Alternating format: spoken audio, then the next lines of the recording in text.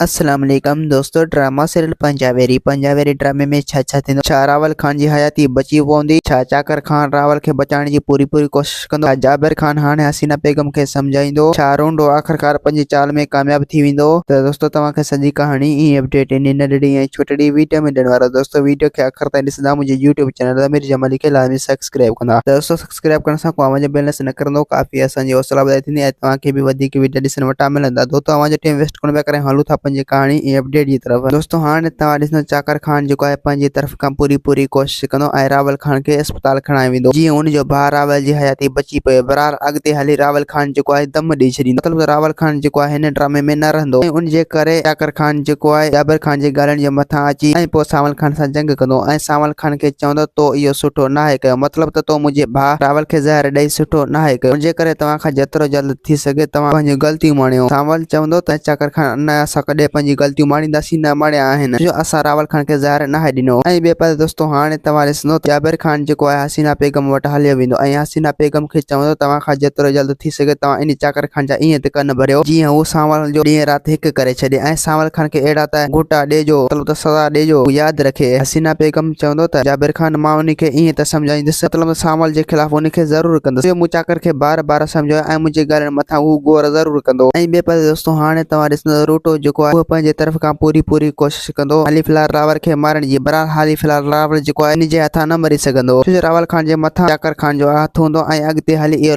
रावल खान जो है दम ज़रूर ॾींदो। पोइ इन दम जे ज़रिए चाकर खान ऐं सावल जो जड़ो ज़रूर थींदो। मतलब सावल जो है चाकर खान जो हाणे पक्को मां पक्को दुश्मन थी पवंदो ऐं चाकर खान जो है सावल खे हाणे सजण कबडे बि न समझंदो। ऐं ॿिए पासे दोस्तों हाणे तव्हां ॾिसंदो सावल जो है तमामु जल्द इन चोर खे ॻोल्हण जी कोशिश कंदो। असांजे ख़िलाफ़ केरु चाकर खान जा कन भरिया आहिनि मां उनखे ज़रूर ॻोल्हींदुसि। दोस्तों उम्मीद है कहानी आई हूंदी तव्हांखे पसंदि। असांखे ॾींदा हाणे इजाज़त, वरी तव्हां सां मिलंदासीं कंहिं नई वीडियो में। जेसीं पंहिंजो ख्यालु रखंदा। खुदा हाफ़िज़।